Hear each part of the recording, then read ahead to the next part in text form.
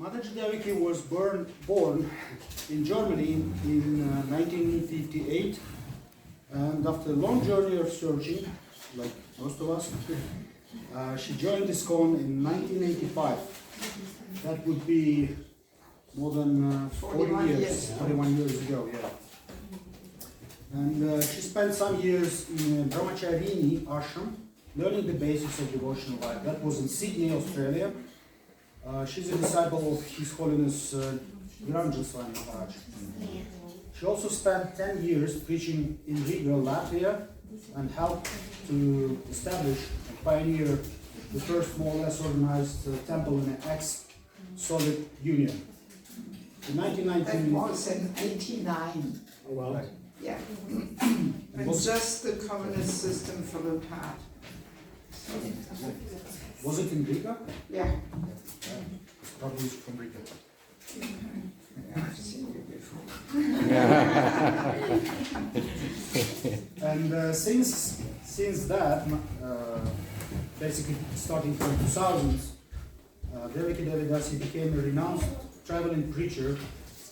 She spent some time in India. I think she spent a significant amount of time in Bangladesh. And she also traveling across various other countries around Europe. And I think recently she has started visiting Canada, if I'm not mistaken. No, I was here already 8 and 10 years ago. Oh, I see. Yeah. I remember when it was 2018. 2018, right? Yes. I think 18 and 16. First time I came 16, Right. then 18, and then a long time. I think half of us were not in Canada at that time. Yeah, that's, And what I specifically would like to mention that she spent a lot of time and effort in Ukraine. She served there under the guidance of His Holiness Nrisimha Maharaj, and she was trying to basically spread the culture of Vaishnava care, devotee care. Being a personal guide for many, many devotees, she also taught many devotees on how to be a guide for someone, right? Nastavnik. Nastavnik, right. I think actually Kiev and Ukraine in general is famous for their system of nastavnik. And she has also helped establish Bhakti Sangam festivals in many countries and regularly conducts some holy name retreats and some other seminars, etc. During her 40 plus years of service, she developed deep insights into Vaishnava culture, and as far as I can say,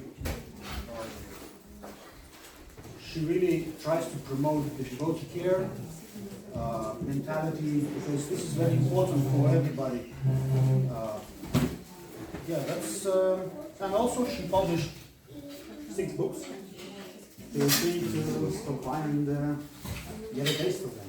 And one I even have in Russian. In Russian. Lord Ego.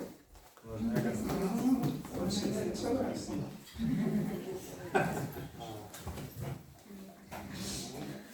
What? Okay, let's read Mataji Devaki and Hare Bol! Hare Bol!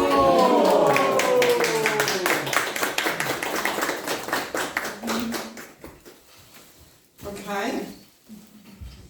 Om Agyantiramdasya Yanandarashalakaya Chakshun Militam Dena Tasmai Shri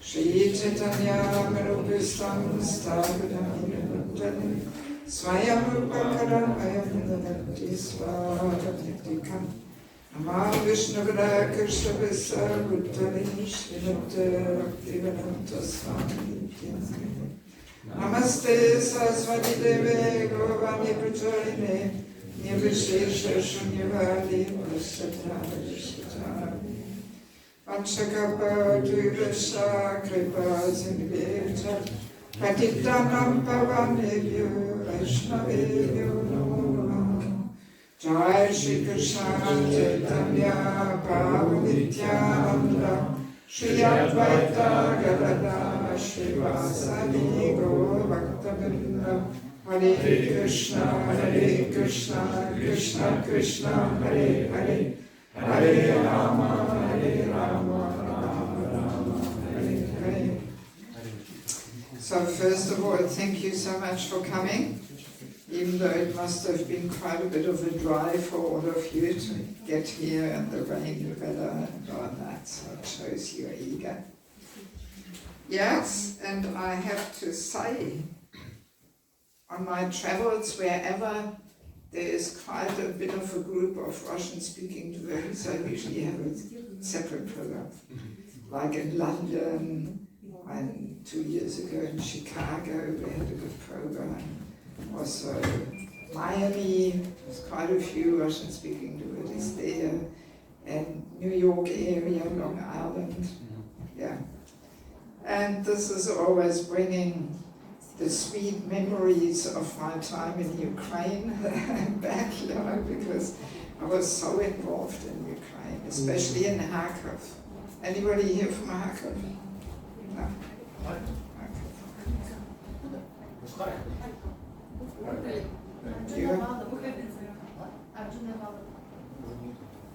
We have some devotees who are not here. Yeah, they went to the Sadhu Sangha retreat or something, yeah.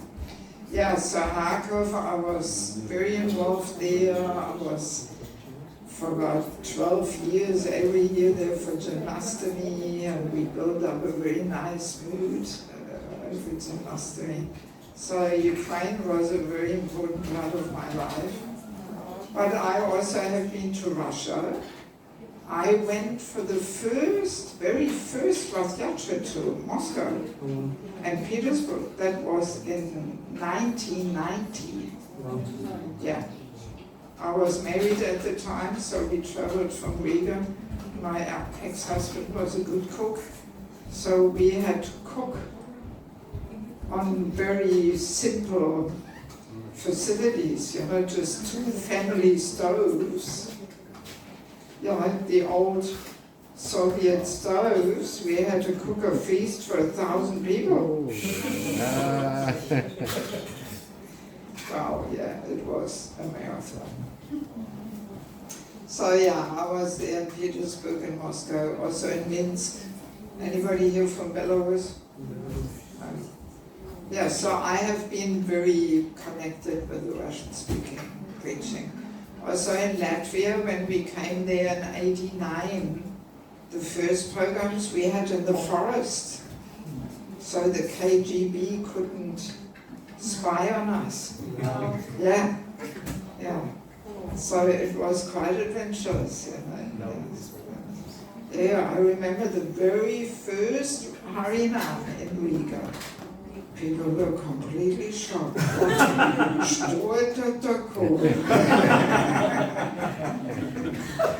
Yes, people were completely blown away. What the hell is that?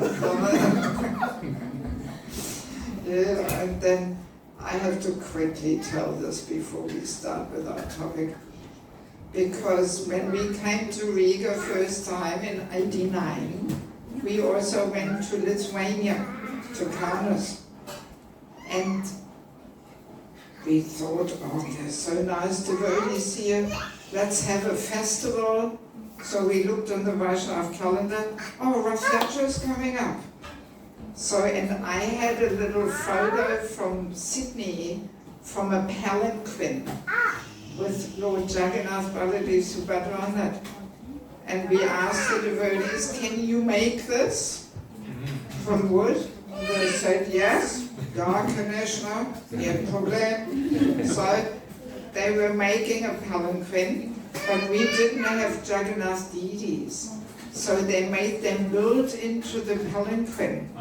You know, you couldn't take them out, they were just part of the palanquin.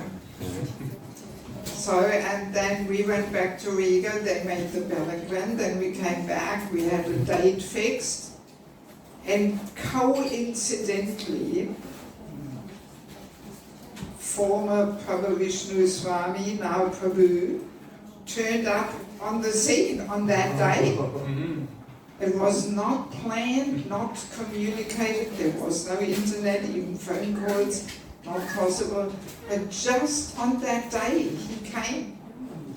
And then we had this Rath Yatra encounters. This was the very first Rath Yatra in the former Soviet Union with his palanquin. And he was leading this amazing kirtan. I mean, it was really amazing. There's a big shopping mall where no cars are going, so we went down that mall with this palanquin and a really powerful kirtan.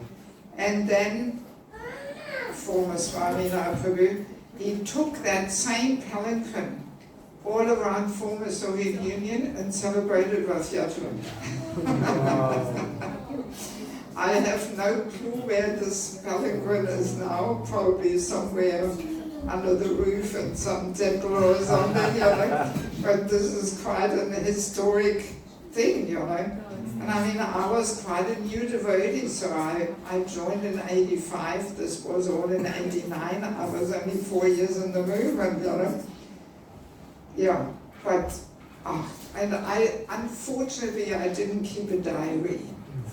This is often what I regret, because many people tell me, well, why don't you write a book about all your adventures, you know, because I've had quite an adventurous life, but very difficult to remember the dates and, you know, yeah.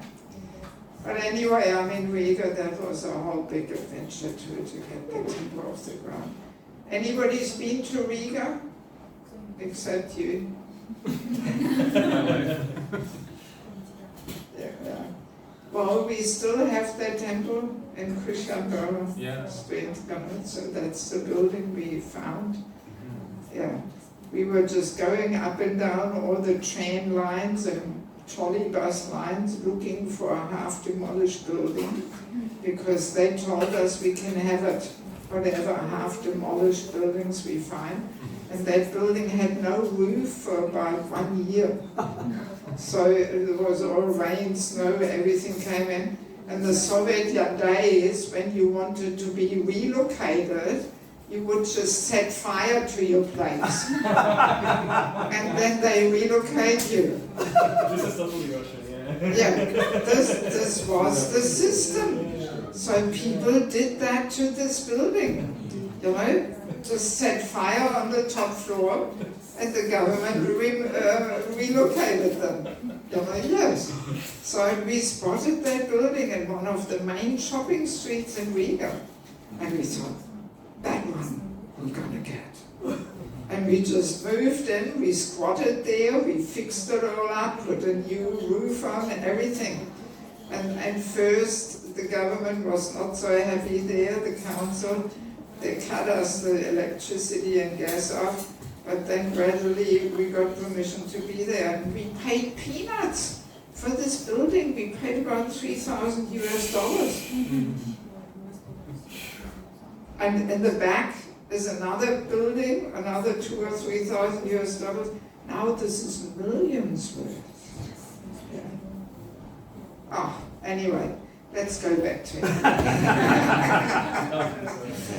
Yeah, but this was adventurous times, you know. We were so absorbed, you know, in how to get our mission there happening.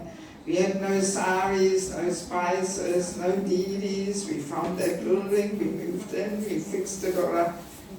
Yeah, gradually people came. And people came from all over Soviet Union. Many devotees came from Ukraine, from Crimea. All the borders were open, even from Vladivostok. They all came because they heard there's some devotees from Ukraine, from Australia there. You know? And we had 65 brahmacharis in the building. Yeah, 65 brahmacharis, 30 brahmacharinis. Wow. Actually, you know Yugala Priti Mataji here? I actually sent her a message and I asked, will I see you? She was in the Brahmacharini ashram in Riga. Wow. Yeah, so I know her for 35, 6 years. She was very young. She was only 16 or something. So, anyway, so it was very adventurous. Okay, so just as a little introduction, just to let you know how close to my heart this part of the world is where you all come from. And of course, Bhakti Sangam, I was there for all these years, giving seminars there. Oh, this was the spiritual world, you know. Yes. Anybody's been to the Bhakti Sangam? Few of you, yes. I think the local Canadian festival, Vaishnava Sangha, is inspired by Bhakti Sangha. Is that? If I'm not mistaken. Yeah, could be. I came 2 years ago to the festival. Yeah, so our topic today is envy, the main obstruction within our relationships. So I dare say this is relevant for all of us. If we look in our hearts, there is some envy hiding there in some corners. And the funny thing is, very often we try and keep ourselves in this illusion that everybody else is so envious of me, especially of me, but I don't have that ugly quality. No, of course not. But they're always so envious, especially of me. Yes, I can feel it.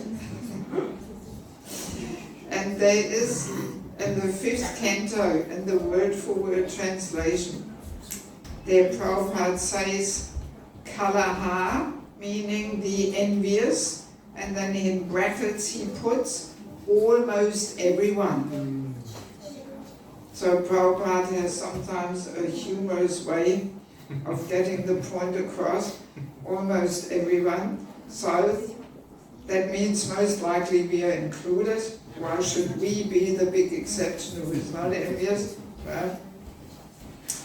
And also let us understand where envy comes from. So as soon as we desire sense gratification, envy enters. Right? Yeah. So envy is always there when we desire to enjoy.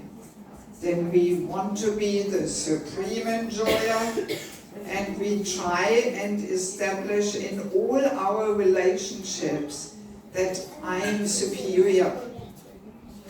So usually we use the term envy mainly towards people who have something which we don't have. But actually I like to see it a little broader. That envy comes out in all relationships. It's a state of heart. Yeah.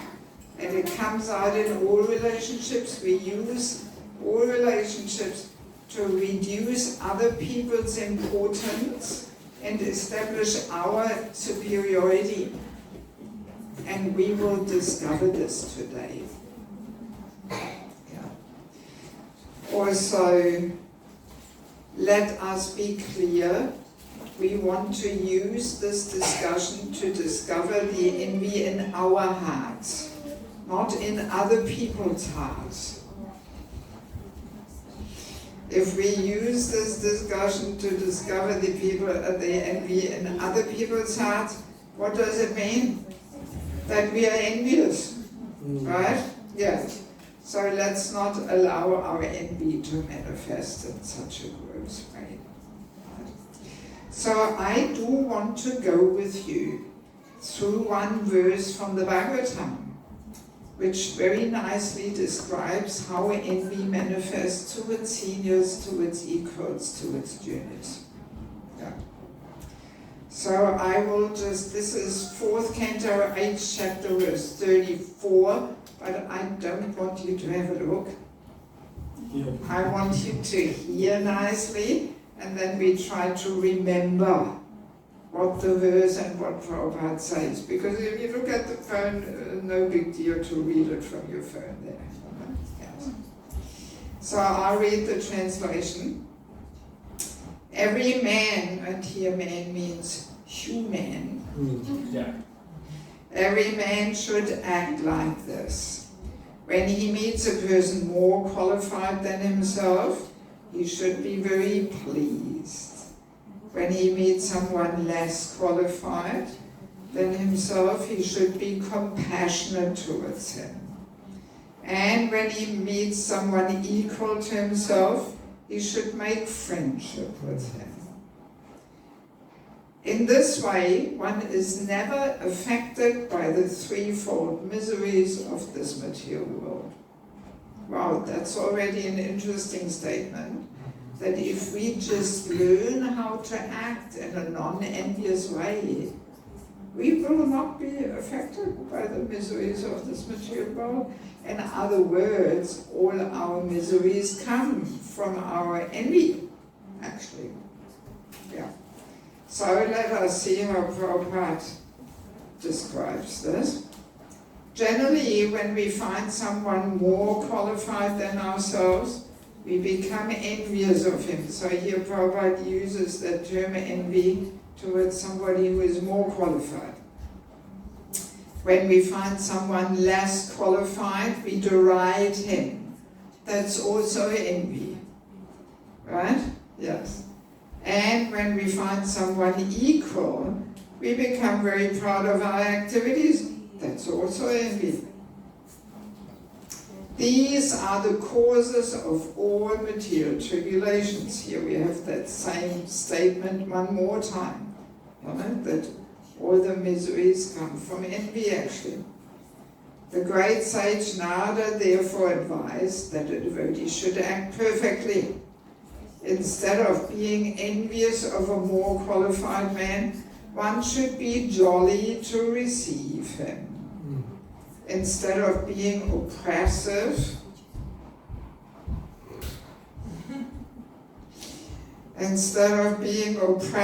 to a less qualified man, one should be compassionate towards him, just to raise him to the proper standard. And when one meets an equal, instead of being proud of one's own activities before him, one should treat him as a friend. One should also have compassion for the people in general who are suffering due to forgetfulness of Krishna. Now comes Prabhupada's last sentence, often in the last sentence of the purport, Prabhupada one more time, boom, makes the statement. These important functions will make one happy within this material world. Wow, one more time, a third time. This statement is there. If we just learn how to act in a non-envious way, we can be happy. Even though we always preach, well, if there is no happiness in the material world, but here Prabhupada says we can be happy. So it seems to contradict each other, but actually it doesn't.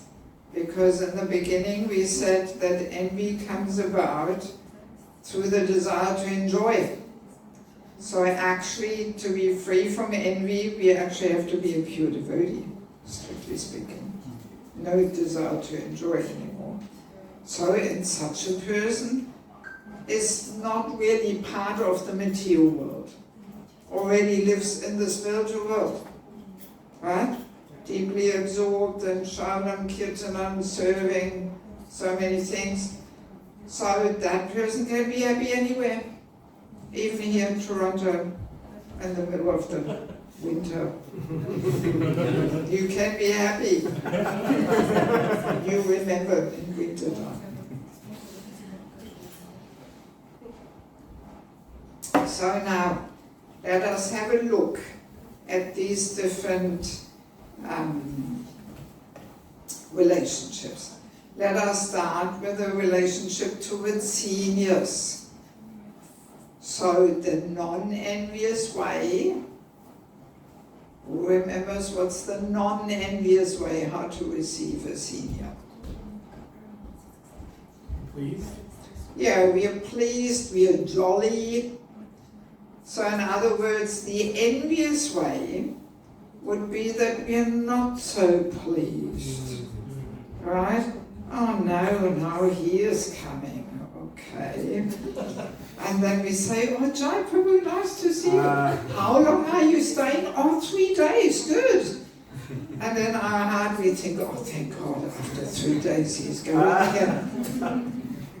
then I have the scene to myself here, and I am the center of attention.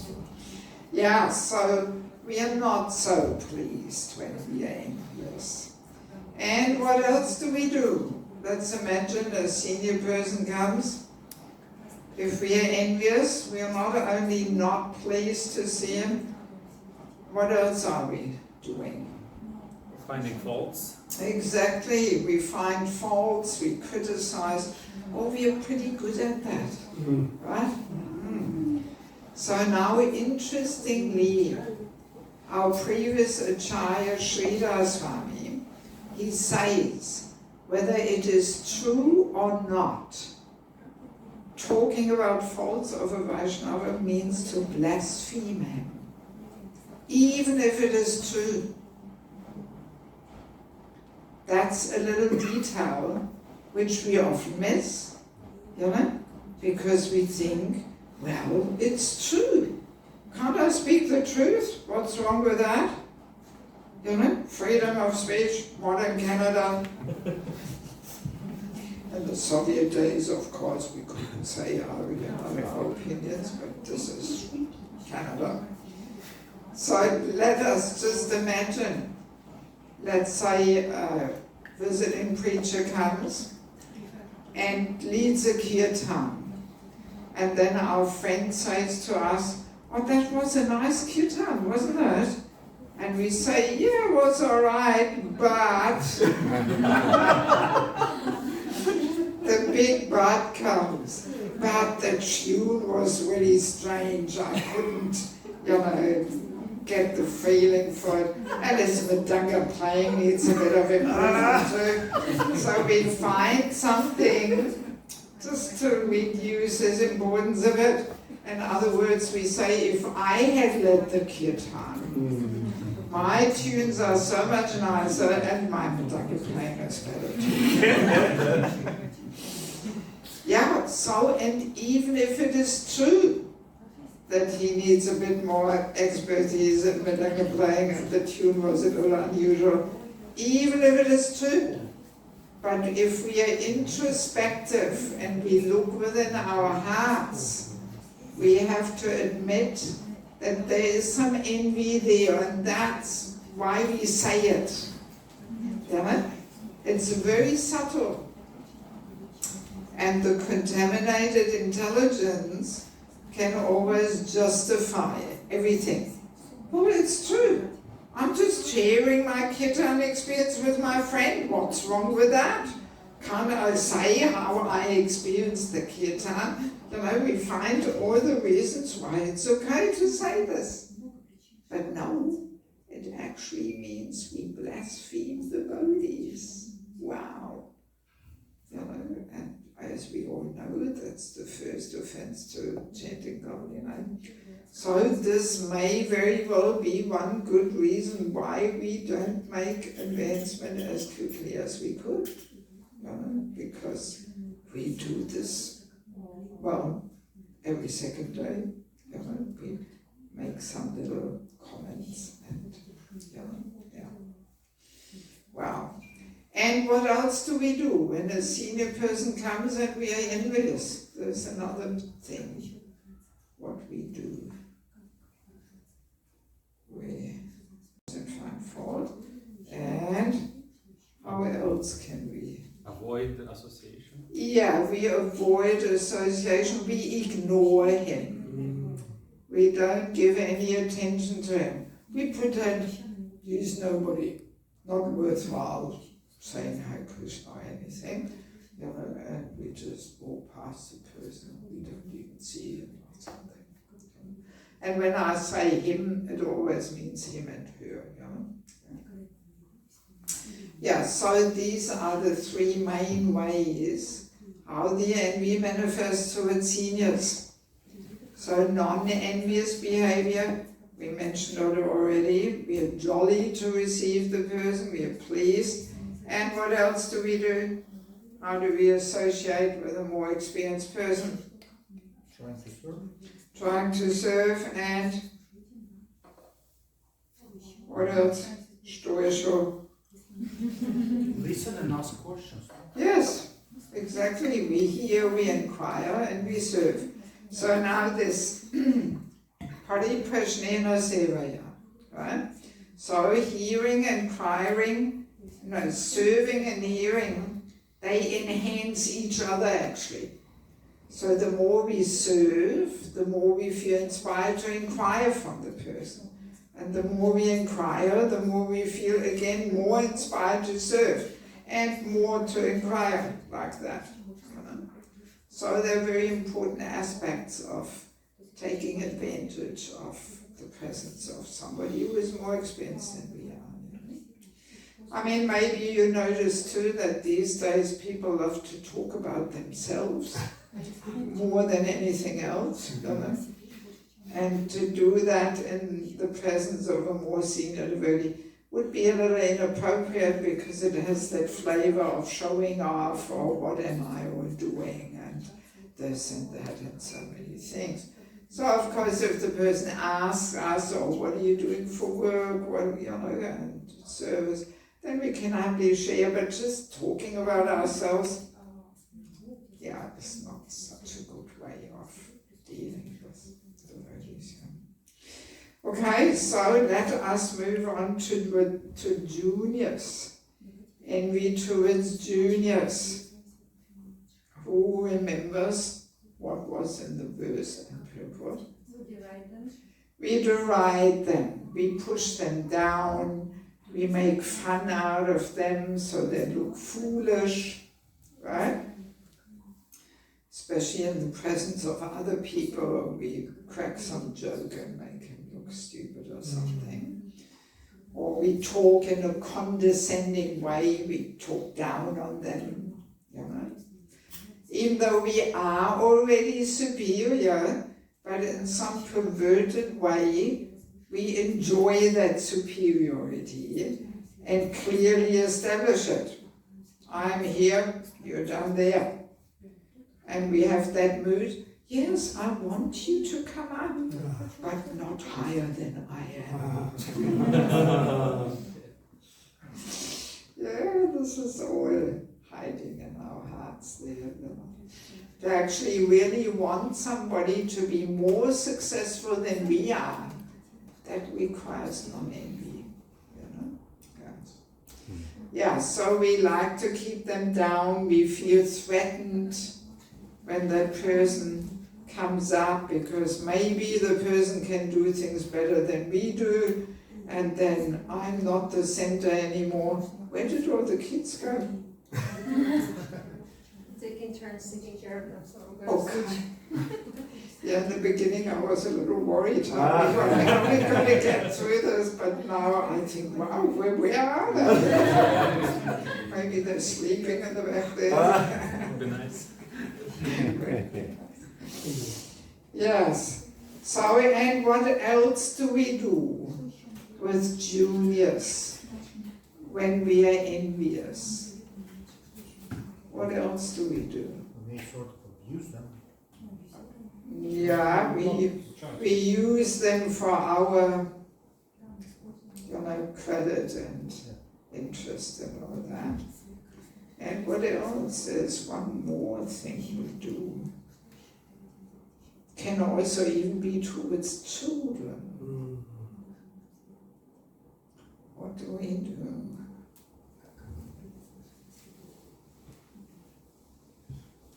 Nobody gets the idea. Yes, these things are a bit subtle. Well, Prabhu says we feel power and we feel powerful. yeah, but how is this power coming out in an envious way? Just barking orders. Huh? Barking orders and punishing them. Yeah, we getting close. To block their advancement? Yeah, when we constantly, unnecessarily, and overly harshly chastise and correct people. Right. When we always let them have it, again you did this, and so on and so forth, really lashing out and then ventilating our frustration, Sometimes we see this even in the evenings in shopping centers. You know, when the mothers pick up their kids from the daycare center, kid hasn't seen the mother all day, and then, you know, cries, wants attention, and the mother's chastising heavily, and kid is only 2 years old, doesn't even understand what's going on. You know, yeah, so we have to be very careful, you know, not allowing this envy and frustration and anger to come out and ventilate it on people below us, you know. Yes. Also, in regards to delegating tasks, there's an envious way and a non-envious way. So the envious way looks like that we have the mood. Okay, either you do it or I do it. You want to do it? Good luck. You do it. And we don't follow up. We don't ask, oh, how are you doing? Do you need some more manpower? Do you need some help? Do you need more money? No. He wants to do it, let him do it. I'm too busy. He wants to do it. And maybe we don't follow up because we don't want them to be so successful, right? That we can say, well, I knew you can't do it, but you wanted to do it, so there you see what comes out of it. I know I should have done it, right? If I had done it, it would have all been so much better, but here you see what comes out when you do it. Right? Yeah, so we don't want to help that person to be successful. You know? And deep in our heart we hope that he will not. You know? But the non-envious way of delegating, there we really want the person to be successful. We do everything to help them, you know, give them more money, manpower, good advice, whatever it takes. And then we give all the glory to that person. We don't say, oh, by the way, I did most of it. But we say, yes, well done, and we happily celebrate the glorious achievements of that person. We are really happy that this was so successful.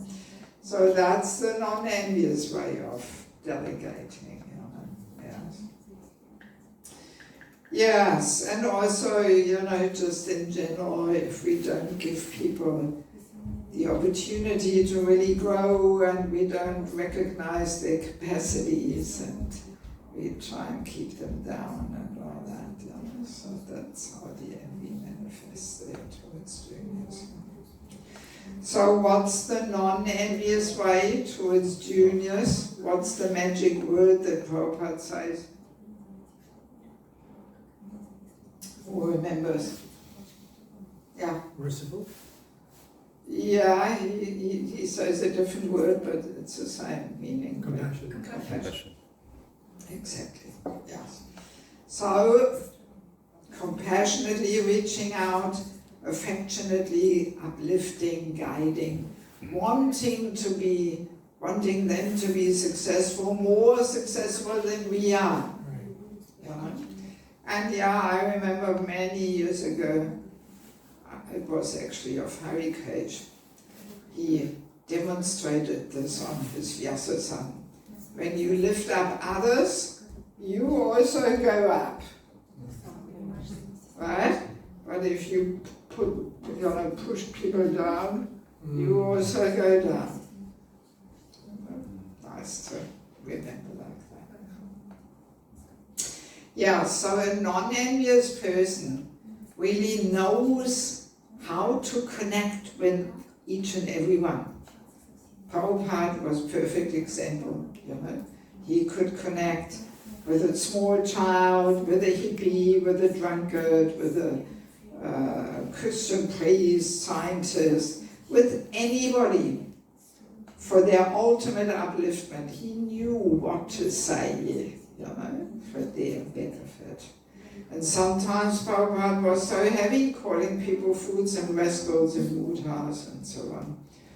But because his heart was 1,000% non-envious, people as a rule, they didn't take offense.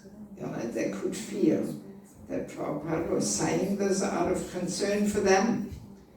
But when we say these things, we cannot imitate people so easily. When we call people fools and rascals and mudhas, most likely there is some envy, there, and we put people down, some pride and arrogance. These karmis, So we have to be very careful with this. And in this regard, there was a nice story with Prabhupada that was in Australia. When Prabhupada used to go on the morning walks, as we know, and one morning the devotees drove him back to the temple early in the morning, 6 o'clock or something, 6:30. And of course, Western City, I'm sure here in Toronto it's the same. Already 6:30, the traffic is rushing, people running to work. And one of Prabhupada's disciples was saying to Prabhupada, "Look, Srila Prabhupada, all these mudhas rushing to work." And Prabhupada's reaction, "Yes, how can we save them?" And that devotee noticed that Prabhupada was in a different mood, and when he looked over to Prabhupada, he actually saw Prabhupada crying a tear. That was Prabhupada's compassionate heart. How can we save them? But that devotee who made the comment, they had a bit of pride and arrogance there, putting them down. Thank God I'm not one of those. Also, one thing interesting to understand, the Vaishnava etiquette actually says that we have to be non-envious in order to correct others. So, but now in the beginning we said almost everyone is envious, so that means nobody can correct anybody. So let us understand, even if the correction is perfect, but if we give it with envy, it contaminates everything. It contaminates our heart and the heart of the person receiving that correction, even if the correction is perfect. So that's the thing. Consciousness travels on sound vibration. So if correction is given with this envious, huffy, false ego mood, then that consciousness travels on the sound and affects people's hearts, and then it ignites their envy in their heart. And I'm sure we have all been in this situation, either on the giving end or the receiving end. If we give or receive a correction in some huffy, envious, false ego mood, so how do we feel afterwards? Not so good, right? And we may wonder, well, I had to give this correction, and the correction is perfect. This person should not do it. But if it is given in that mood, it poisons everything. So what to do if we see somebody doing something wrong? This is also important for children. If you instruct your children in some huffy, envious, false ego mood, they will rebel. That will ignite their false ego. They will protest, especially when they're teenagers. They will heavily protest, So I always tell people, when you see somebody doing something wrong and you get so irritated, oh, how can this person do that? I told them so many times. Better not to correct in this moment. We should wait until we really cool down. It may mean we have to sleep one night. That's a good trick. Next morning, life looks already differently, right? Or we may have to sleep 2 or 3 nights, whatever it takes to cool down. And only when we are really cooled down, then we carefully give the instruction or correction. And another good tip is to have this prayerful moment. Please, Krishna, help me to get this across in a well-wishing mood, wanting their very best, wanting them to be all successful. If we have that prayerful mood, then Krishna allows us to be non-envious, at least for the 2 minutes when we give the instruction. Yes, yes. Yeah, it really works. And then the person can feel, oh, he or she wants to help me and be my well-wisher. And then of course they're accepted. Oh, thank you very much for letting me know. Thank you.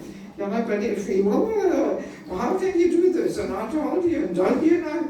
You know, this contaminates people's hearts. You know, and also our own heart.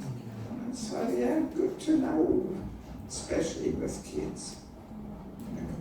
So it requires really, you know, controlling oneself and prayerful mood. I mean, that will be my next book I want to work on when I get next week back to Germany. I'm going to go in hiding. And I'm going to publish the next book, The Children Are Our Future. Starting with Garbhadan Samskar until teenage. Yes. Actually, there is one devotee sent me a link to a presentation made by an American woman who is not even a devotee. And she comes from a psychological research, scientific background. And she preaches so heavily against daycare.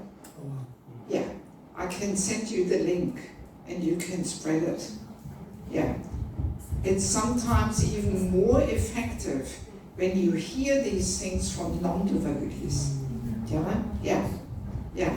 She's very bold and she you know, describes how the child needs the mother. Definitely for the first 3 years, better for the first 5 years. And she gives all the different things, what happens if they don't get that, and wow, you know, it's very, yeah, I'm just going through it again and taking notes, and I want to add it to the book, you know. Yes. Very powerful. Everybody should listen to this, even if you don't have kids, but you should know, you know, how she is. Then she always says, and here comes the inconvenient truth. The inconvenient truth. Okay, let's get back to envy. You have to take turns there, is that the babysitting? Okay, so last form of relationship, envy towards equals. So, what is the envious way between equals? What did Prabhupada say? Who remembers? Competition. Hmm? Competition. Yeah, it's true, competition, but Prabhupada said something else. What did he say? This Garland's been so nice. We can collaborate. Huh? We are not able to collaborate. What? Collaboration. There is Collaboration. no collaboration when there is no Cooperation. Cooperation. Cooperation. What did Prabhupada say? It's true, but what did Prabhupada say? We brag with our achievements. Yes, we are proud of our activities.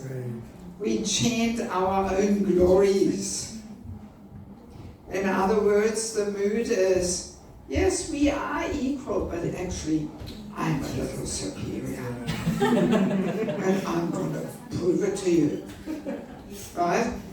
And then we chant our own glories, what we are all doing. Right? We can imagine two not so mature preachers meet.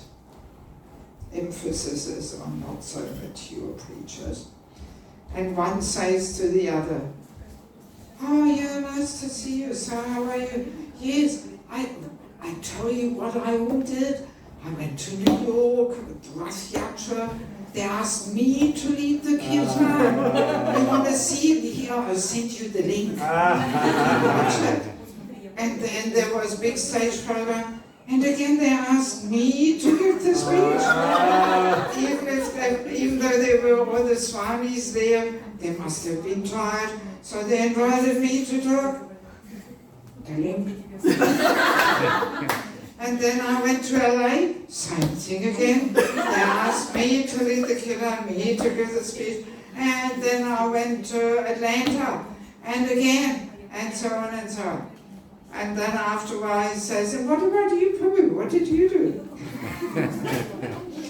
And we can cover it all up in the mood of one by saying, "Well, I'm just cheering. I'm just cheering with my friend. After all, he asked me what I'm doing, how I'm going. So I'm just telling him what I all did." Right? Yeah, and then by the way, by the time he asks, "So what about you? What did you do?" So then he says, "Compared to you, I did nothing. Yeah. So you won. You're number one here, you know?" So that's happening amongst equals who are envious. You know, there's this competition there, and we chant our own glory. So, and what is the non-envious way between equals? How do they associate? What did Prabhupada say? Friendship. Friendship, yeah. But I mean, can't we be friends with juniors or seniors also? No, we can, yes, of course we can. But friendship amongst equals, if they're non-envious, has a very special sweetness and intimacy. Yeah.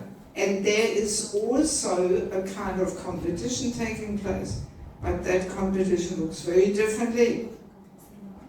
How does that competition look like amongst two equals who are non-envious? They want to please each other, maybe. Huh? They want to please each other, maybe. They want to please each other. What else do they want to do? Raise each other, praise each other. Yeah. They push each other forward. Prabhu, you give the class. I want to hear from you. Oh, you lead the kirtan. You kirtans are so invigorating. So out of Vaishnava humility, they actually see the other person as more advanced, right? And they want to push that person forward. They want to hear from them. They want to serve each other, you know, because they see the other person actually as more advanced. You know? Yeah. So, and that same mood is actually in Goloka Vrindavan.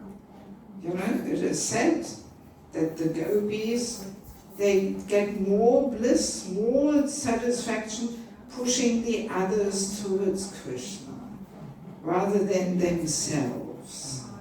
You know? Yes, they want to help the others, assist them to make the most pleasing arrangements for the Lord and so on. So we can just imagine when our Guru comes, are we in that mood that we want to push the others forward? Or do we want to be the one who gets all the credit here and is noticed and recognized?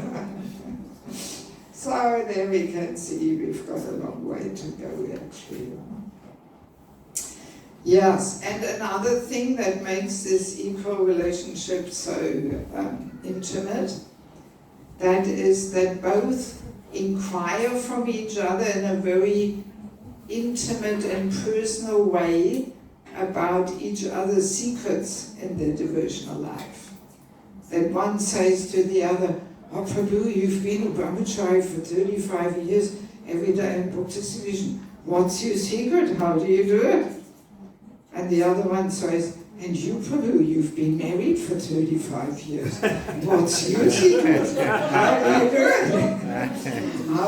And you're still serving and in so many ways supporting Prabhupada's movement. How do you do it? You know, so there's very intimate inquiry which can only take place amongst equals, actually. You know, towards seniors, you can't really stick their nose in their personal bhajan there, and juniors may not have so much to share. But amongst equals, there's very intimate and sweet sharing, if they're non-envious. Yeah, that's the price to pay.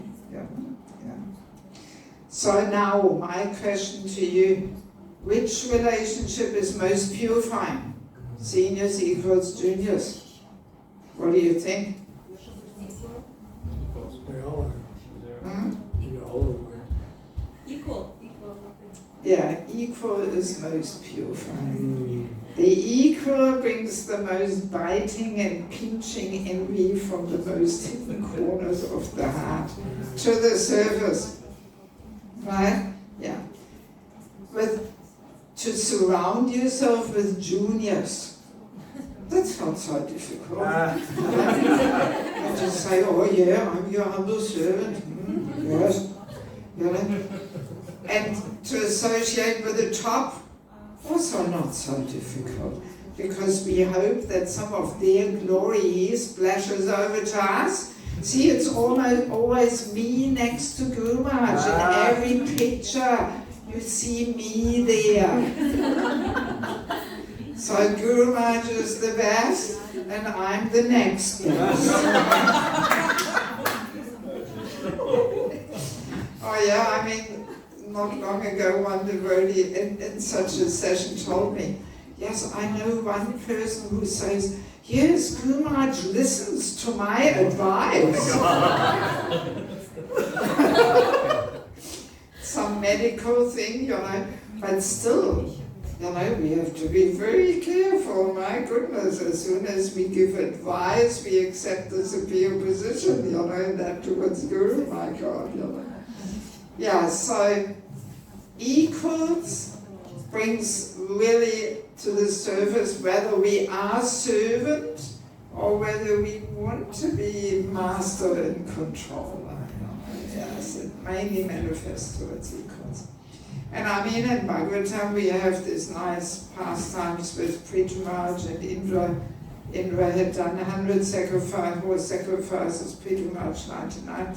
While it was like this, everything was fine. But as soon as Prithu Maharaj wanted to do the hundreds, you know, then Indra got so envious and angry, stole the horse and so on. So that shows the difficulty of equal association. Also when Lord Brahma wanted to see the Lord in Vaikuntha, and the gatekeepers ask, oh, who are you? And Brahma gets all irritated, what do you mean, I'm Lord Brahma, don't you know? So, and then the Lord calls all the Lord Brahmas, gives them a bit of equal association. And then he says, okay, there's Brahmas with 10 heads, 100 heads, 1,000 heads. I'm not the only one here, you know. Yeah. So the equal association, most purifying. That's why His Holiness Radha Swami, he has this formula. And I believe it's not a Shastric formula, but it is more the formula that he came up with to make this point, how important equal association is. So he says, out of 100% of association, 60 should be spent with equals. Wow, 60. Only 20 with juniors, and 20 with the top. 30s, it's quite natural, 60% association here in Bhakti Academy, that's what it's called, right? Well, they have 60% equal association. But then as we get senior, yeah, we often have hardly any equal association. In many cases, it's 5% equal association, and 80% junior, you know, and 15 with top, you know, but should be 60%. We should look for it and not avoid it, you know. Yeah. Yes, and I mean this eco-association, I just did a 10-week tour around the US actually. So this is my last stop, and next week I'm flying out to Germany. I mean, I only stay for a week, I don't know exactly what's going on, but you know, a little bit I hear, and eco-association gives so much problems, you know. Practically, I've got no clue what's happening here in Toronto, but amongst eco-association, there's always this competitiveness, this tension, you know, in some places in the world, I won't say anything where or what, but different leaders can't even look at each other, you know, yes, so much competition there, yeah. And people don't identify it, they don't realize, hey, this is envy. They think, yeah, personality clashes, we have different approaches, we all need our kshetra, and you know, but no, we don't need our kshetra, you know, go and everybody has one kshetra, it's Krishna's kshetra there, you know, yeah. So yeah, the eco-association gives most tension and trouble, even outside of ISKCON, you know, wars, it all comes down false ego, you know, yes, it's all eco-association, you know. The challenge of sharing our influence with somebody similarly influential, that's a challenge for the false ego, because we want to be the most influential in the center. So to share our influence with somebody similarly influential, that's difficult. And I mean, maybe some of you had that experience. 2 expert cooks cooking lunch for Guru Maharaj can be intense. If it's one expert, one helper, no problem. But 2 experts, immediately that competition is there. No, he can't eat this. Yes, he can. And last time he did. Now he told me. And, oh my God. And I've seen it, people stealing each other's pots, you know, like Indra and Prithumat stealing the horse and each other's burger, and definitely not sharing recipes. That I am the only one who knows this recipe and nobody else can do it. It's all a secret. Yeah, it's all happening. So yeah, good to identify that it is. All right, well, this is basically the main thing which I wanted to share. So let me see if we have any questions. Of course, yes. A reflection, Radhaji? Yeah. I really loved what you said, how when Srila Prabhupada corrected, he was able to do so without envy. And so when devotees, or at that time and even now, try to do the same, it doesn't seem to work. How come? The same words, I can even match Srila Prabhupada, how you hear these stories from Prabhupada, they said, well, we tried the same way. But like you said, there was that compassion in his heart for everyone. I really appreciated that point. It explains so much. Yeah, these things are so subtle. Yeah. And that's why I like to talk about these subtleties. Because very easily we can sweep them under the carpet, you know? And the contaminated intelligence finds all the justifications why we are right and the others are wrong, and so on. You know? Anything else? Yes. Sometimes we see that there is some sort of opposite thing happening.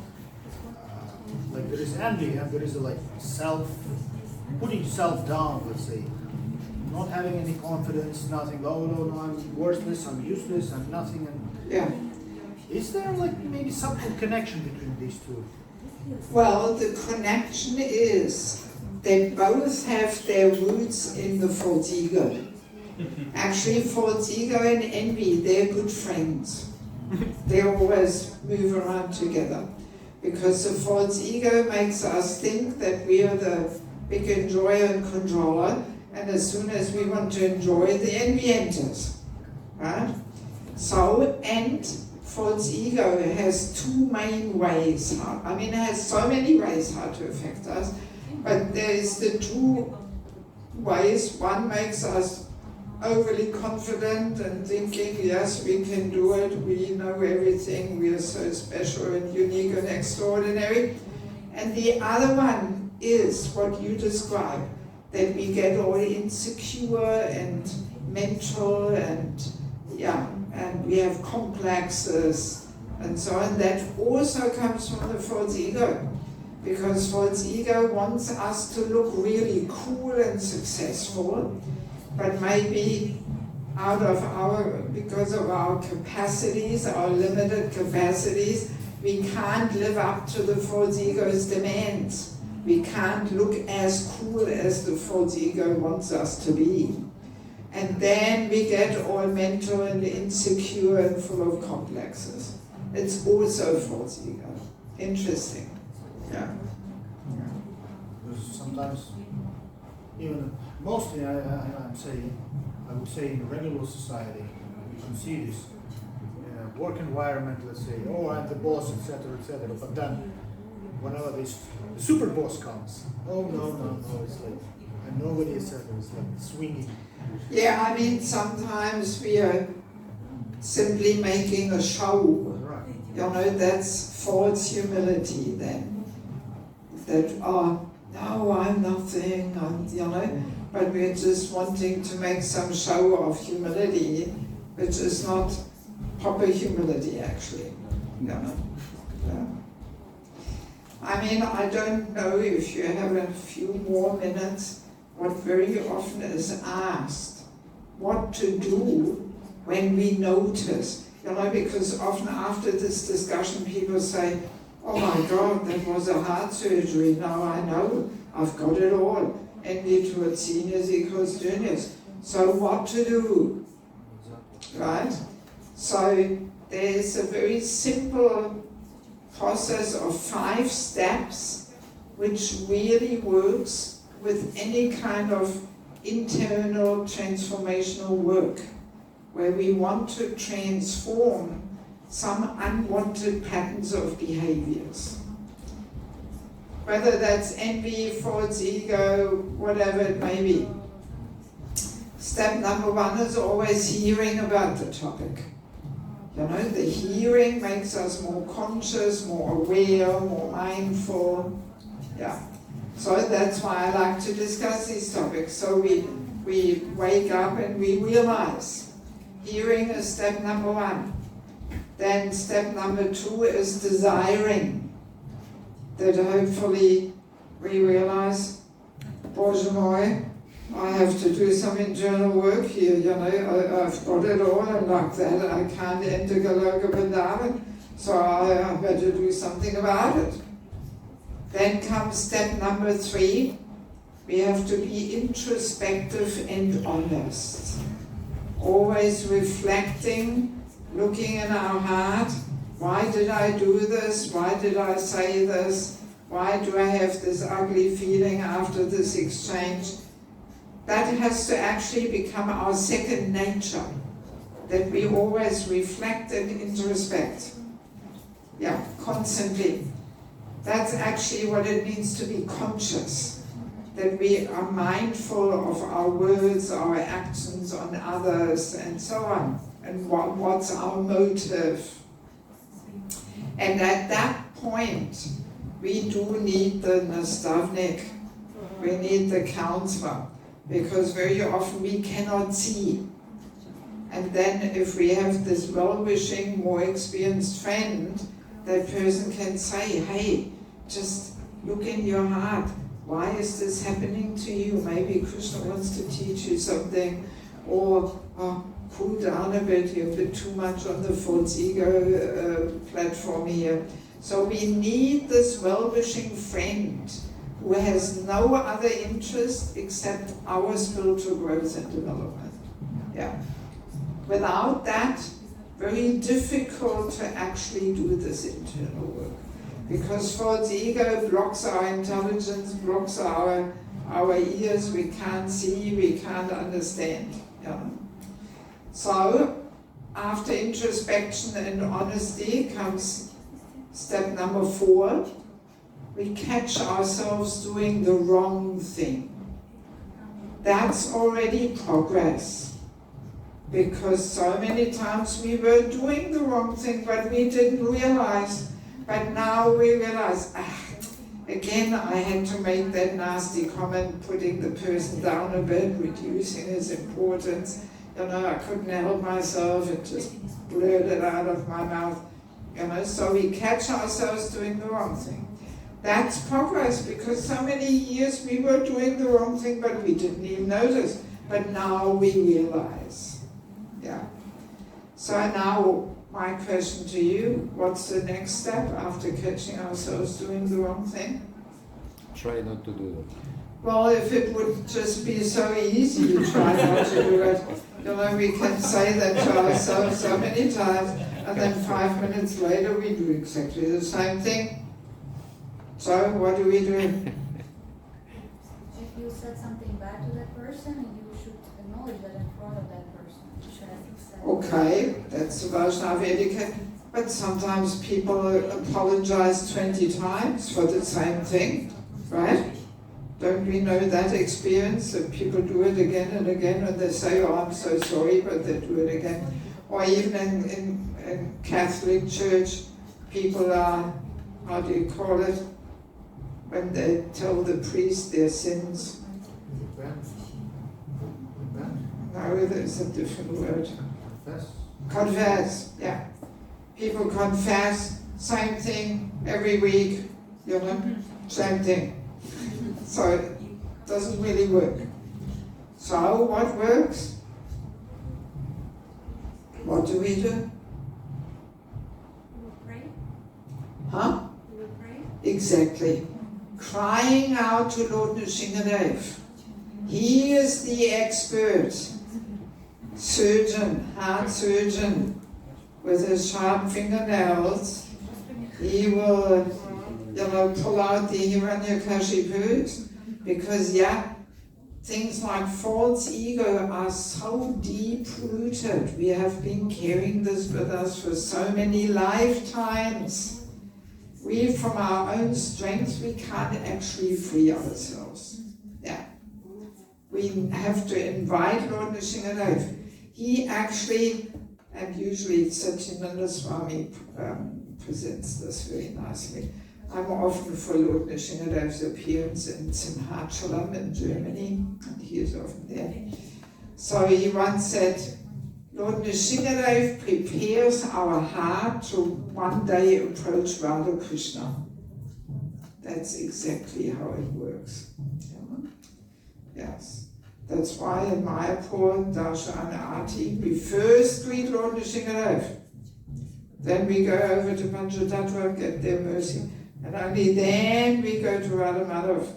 So it's not some coincidence or something. So first Lord Nrisimhadev has to do the job there. So, and if we do these last 3 steps of being introspective and honest, catching ourselves doing the wrong thing, crying out to Lord Nrisimhadev, if we do these last steps again and again, then we come to step number 6, catching ourselves doing the right thing. That some little daily situation comes our way and we realize, oh, this time I could just let it go by. I didn't have to respond and react. But 2 weeks before we may have reacted differently. We may have gotten all irritated or something, but now we can just let it go by. And then we realize, the process works. It works. But it requires constant internal work.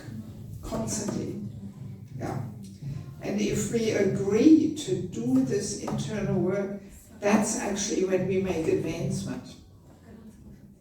Making advancement in Krishna consciousness, not an external thing that, I have position now, or Brahmin initiation, or I've got 58,000 followers on Facebook. This is not the criteria of making progress. It's when we do this internal work. And of course, family life offers so much opportunity to this, right? You're all married? Is anybody not married? You're not married. Everybody else is married? Lucky guy. Huh? Lucky guy. It was a comment. You said we were working on it, or what did you say? I said he's a lucky guy. Lucky guy? No, he's missing out the purification.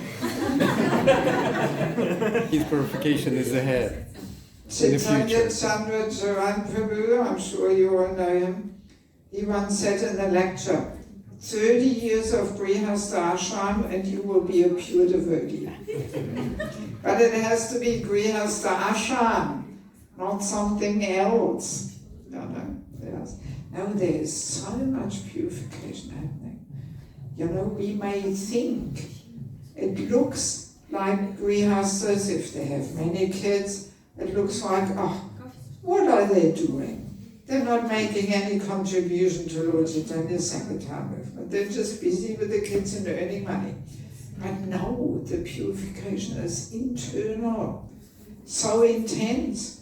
Tolerance, selflessness, humility, all these things you really learn, in family life. And then, when the kids are grown up and you move on to the Vanapasashram, that's when you can really preach and share. Yes.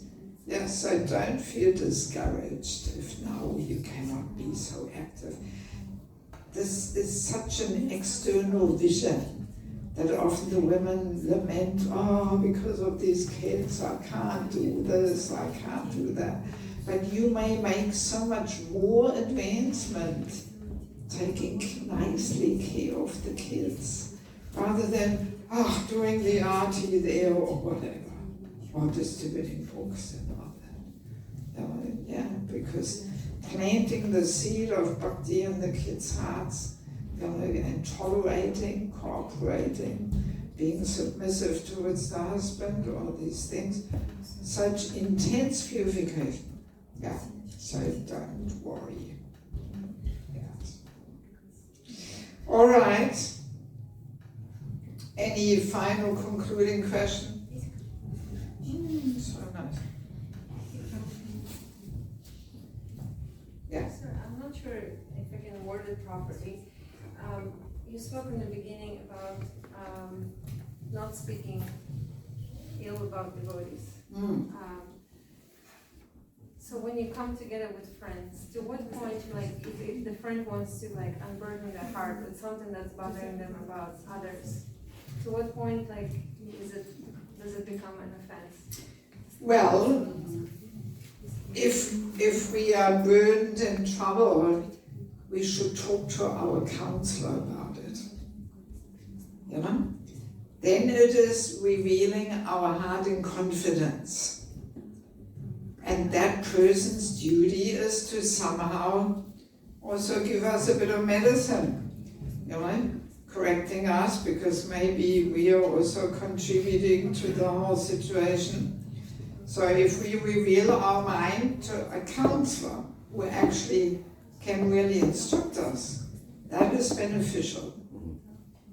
But very often we don't want to hear the medicine, and we just talk to equals, and then they say, oh yeah, I know what you mean, I have the same experience with this person, don't worry about it, and blah blah blah. Or we reveal our heart to a junior, which is completely against Vaishnava etiquette.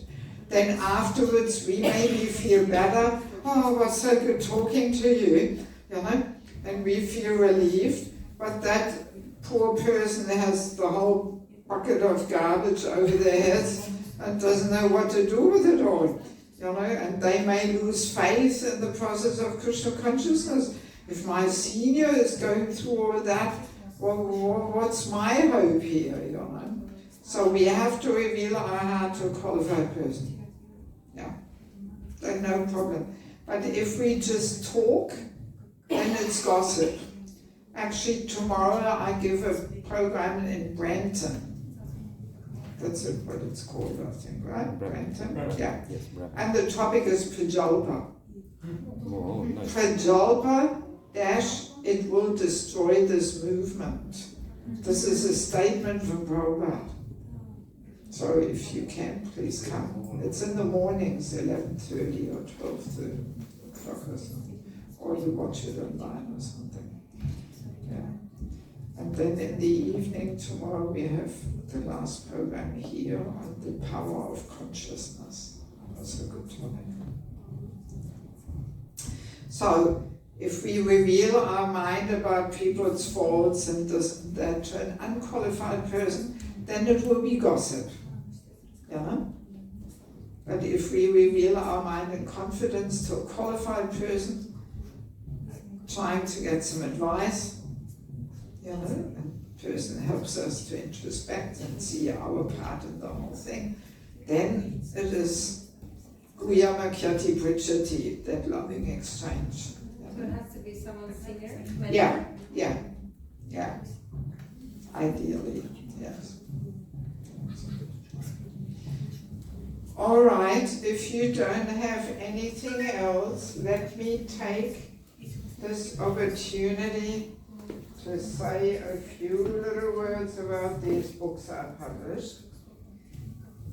For those who don't know, I have actually served for many years in Bangladesh, since the year 2000. In Bangladesh, very special place, even though of course I know we had a few little difficulties there, but it's nothing compared to what we are facing in Ukraine, I would say. So yeah, but Bangladesh is the place where most of Mahaprabhu's associates come from. Like Rupa and Sanatana Goswami, Narottam Das Thakur, Advaita Acharya, Srivas Thakur, Punarik Vidyanidhi, Mukunda Datta, Vasudev Datta, even Mahaprabhu's parents, they all come from what is now Bangladesh. And our Vaishnava culture has been kept alive so much there. Yeah, more than anywhere else. It's like a different planet. When I travel there, I feel like I'm entering Chaitanya Charitamrita. Yeah, very amazing. So, and over the years, I learned so many things there, and that's why I decided to establish an institute for spiritual culture, and I teach these courses every year in Mayapur, because I realized people need some training in how to live what Prabhupada has given us. Just to read Prabhupada's books is a good beginning, but then comes the real challenge: how do we live it? And we are not there yet, especially here in the Western world. So I put all these courses together, with which I teach in Mayapur, and now I'm putting the courses in book form. So each book is actually a 15-hour course. Yeah. Sheltering relationships, this is exactly about this topic of mentorship, that we need this nastavnik. Actually, the topic today of envy is from this book. Because when we are envious, we don't want to take shelter of a senior, we are envious, we're finding faults and so on. And we don't want others to come up, So we can't give shelter, we can't accept shelter when we are envious. That's why it's in this book.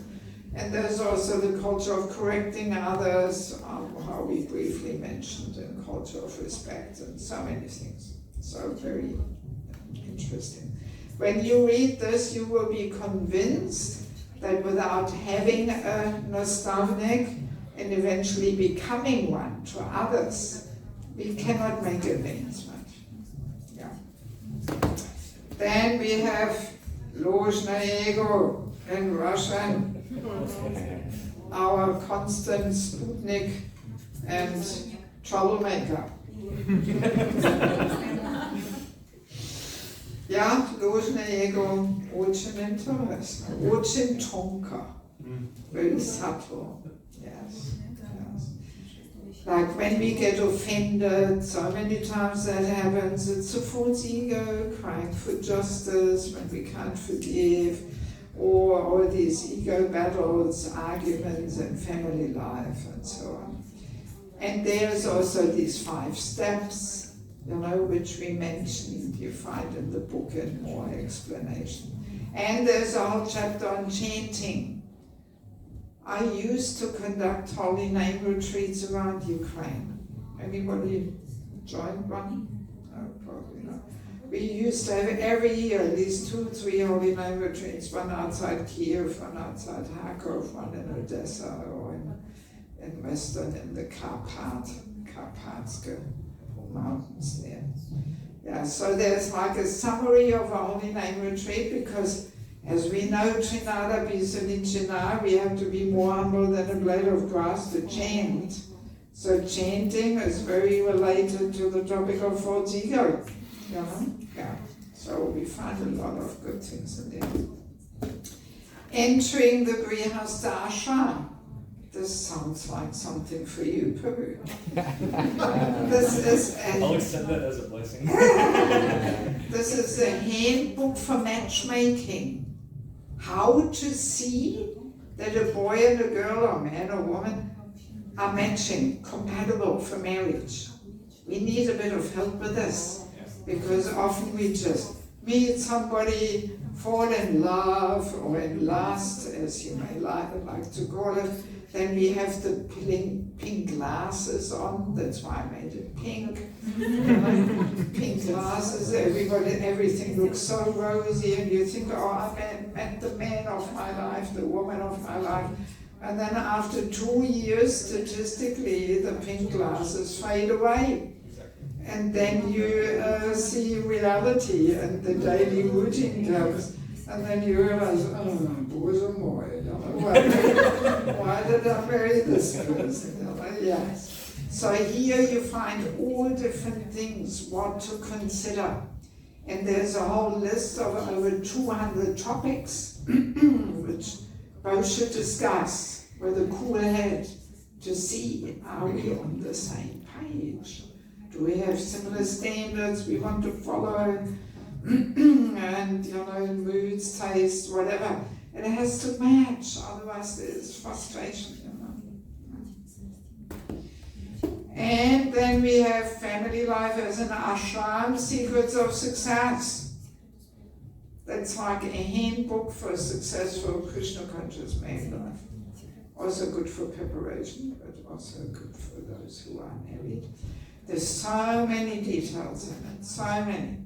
How he should treat her, how she should treat him, the roles, and what is simple living. Because it's easy said that Krishna is in the center, right? Very easy to say, but what does it mean practically that Krishna is in the center? Often we just say it, but he's not actually, Yeah. So here we find out. And there's a whole chapter on physical intimacy in marriage. How to live this principle of no illicit sex life. Yeah. It is a bit of a mystery, and people are a little confused in this one. And nobody talks about it, right? We only hear the quotes from the Bhagavatam. But I did some research, and I came across interesting episodes with Prabhupada. On the one-to-one, Prabhupada said things which most people haven't heard, and it's not in the Bhagavatam. So yeah, there's a few interesting things there. Some people may not like it, but too bad. Prabhupada said it. And then we have Death with Joy. That's my latest one. Vanapasashram, nobody even talks about it. See, Prabhupada's books are the law books. But often the law books are a little complex. Not so easy to understand how to live according to the law. So we need a bit of complementary literature to make the law books more accessible to us. And that's what I'm trying to do. Vanapasasha, good example, because Bhagavatam is full of clear instructions, and yet where is it? Nobody plans for it, nobody knows what it is all about, and nobody's got a clue. So yeah, I extract all the different quotes and the principles and put them in order and give examples and so on. And for those who don't know what Vanapasasha is, if you have kids, once they are established in life, then the parents should move on to the next phase. If you don't have kids, you can do it even earlier. Prabhupada gives the line of 50. If you're not married, still this is relevant. Yeah, how to live this last phase in life. Yeah. And sometimes people say, well, I'm only 38, I've got time for this. No, we should know it already now. And we should meditate and plan, cultivate the right desires. Non-devotees, they meditate on their retirement for 30 years, how they will enjoy it and all of this. And we devotees, we don't even realize that there's another phase. Maybe life is only one phase, there's another phase coming. Yeah. And meeting death with joy, there's a whole big part on death. What happens there, how to prepare, how to support others. I've accompanied quite a few people in these last 2-3 weeks. Yes, my own parents. I managed to capture the moment when I had to pack everything, fly back to Germany. I kept them at home. And I helped them to focus, let go and move out.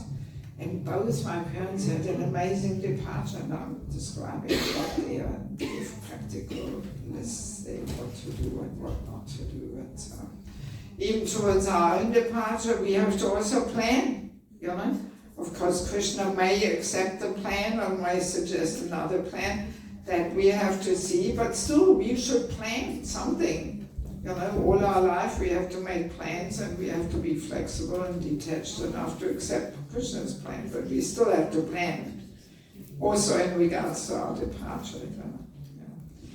So yeah, if any of you would like to get some books, the last 4 books are $25 each, and the first one is $20 each, and you can pay cash or with e-transfer. Yeah. So now you see there's actually not that many books here. I had 2 big boxes full and they all flew out like hotcakes in 2 programs actually. I've only done 2 programs in total. But what I do is I have 4 Russian ones. If anybody wants books which I don't have here now, I have a list for orders. And you just put your name and phone number down and we tick which books you want. And I will send another box.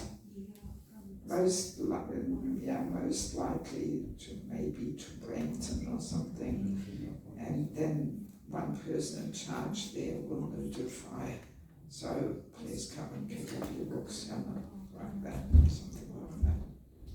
Or to the temple. I haven't worked out these details yet. All right. Anything else? 6:30. I guess you probably also have to go home and take care of your kids and all that. Thank you very much, Mataji. It was such a wonderful class and very relevant topic. Yeah, I like to take these practical, relevant things, Often our classes are high philosophy, or it's Leela after Leela after Leela, but this is all practical stuff here, how to actually move forward in our spiritual life. Otherwise, very easily we carry all these things with us, and then we commit the 10th offense, maintaining material attachments, even after understanding so many instructions on this matter, that we maintain this, envy, false ego, these patterns of behaviors, because we hope they give us some juicy fruits there, and then we get stuck. We cannot actually move forward,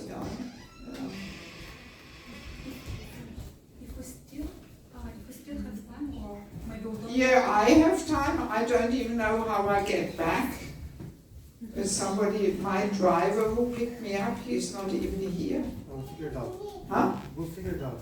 You figured out, so he disappeared. He did. He did?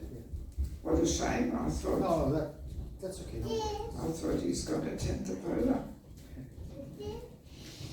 Okay, so I mean, if you have more questions, you know, if you want to more on one-to-one associate or something, I'm simply here to be your I have a understanding. question. Yeah. You mentioned Patricia that when we notice ourselves doing something wrong, Yeah. then we should pray, try and pray to the simple Yeah. so that it helps us. Yeah. And often, so it's from my experience, maybe wrong experience, when once I started to pray to the simple to purify my heart, and he started to set me, to put me in situations I would never want to be in. And I realized, oh my God, I shouldn't pray. I'm not that advanced, and I cannot handle it. It's too much for me. And is it always your experience when we pray? Because Nrisimhadev might help in putting us in such difficult situations where we have to work even more in our heart. And yes, how to get prepared for it. If you are already in crisis, and he puts you in even more crisis. Well, I mean, it is like that, you know, in these challenging moments, that's when we actually make advancement. Yeah? When everything goes smooth and we're just cruising along here and everything is fine, no problems, you know, and we may think, oh, then we make advancement. But no, the real advancement comes when we face challenges and we have to deal with them, you know, that's very true. Yeah, so it's always easy to see those arrangements as Krishna's arrangements which fulfill our desire for sense gratification, right? Oh yeah, I got the job, Krishna's arrangement, and I got this and that, Krishna's arrangement. But maybe it's Maya's arrangement, you know, she also makes her arrangements. But when some challenges come, those we usually can't see as Krishna's arrangement, you know, only the pleasing things, you know, yes.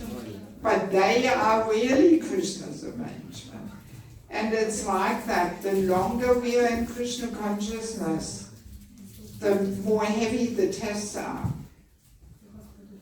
Because Krishna has to really uproot the most subtle things, you know, and there he has to get out the shovel and dig deeper.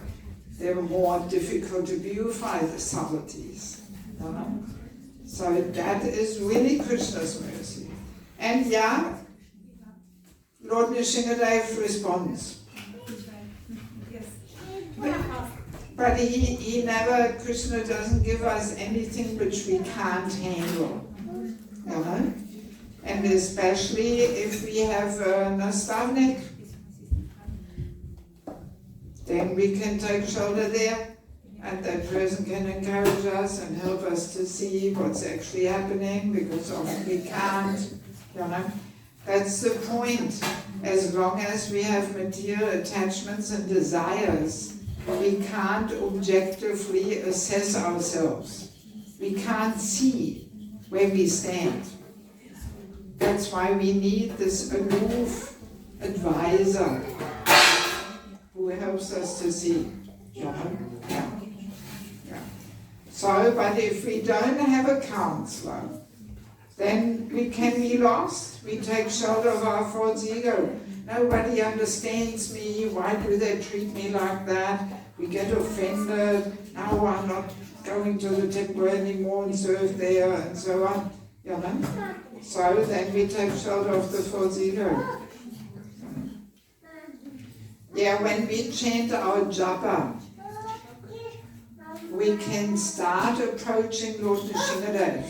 That's usually what I do. I first talk to him and pray to him to get rid of whatever Hiranyakashipus I'm carrying around there. So, and then we can go to Prabhupada, try and capture something from him, to Guru, to Krishna, to Radharani. You know, we can allow the mind to wander a bit in that frame of Krishna and his representatives. You know, but Lord Nrisimhadev is always a good way to start. You know, just to be conscious of where we have to work on and to pray that he will uproot all these different things. And yeah, he sometimes responds by sending us some opportunities. How else will he uproot it? He's not going to uproot it when we sleep nicely, you know, and then he comes and takes out the Himanikashibus. No, he sends us some challenges, you know, and then we have to deal with them in a tolerant way and so on, in a humble way, whatever. What if you like you're scared to pray for this because you know something's gonna happen? You're like, maybe I shouldn't pray. No, we should pray, but we can always say, well, please send me, you know, the purification as much as I can handle. But he does that anyway. We actually don't have to pray for that, you know. Yeah. But these are really the times when we make advancement, when we really have some earthquake here in our life. You know? Yeah.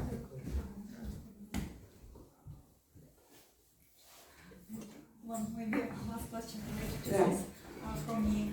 Is it after that experience I had with Nrisimha, sorry if it sounds too not humble, I started to pray in the way, could you please, Lord, help me to overcome this, but not in a harsh way. Is it appropriate to pray like this, or we should put our expectations on the Lord? I mean, Lord Nrisimhadev is already the expert heart surgeon, you know? So, and he knows. So I don't even think there's a need for it to pray that it shouldn't be harsh, because he knows where we stand. You know, the Lord is right there in the heart as Paramatma. So I don't really see a big need, you know, to give him some guidelines there. He knows how to do the job. He's the expert, you know. All right, so what's next? Well, let us see if anybody wants some books.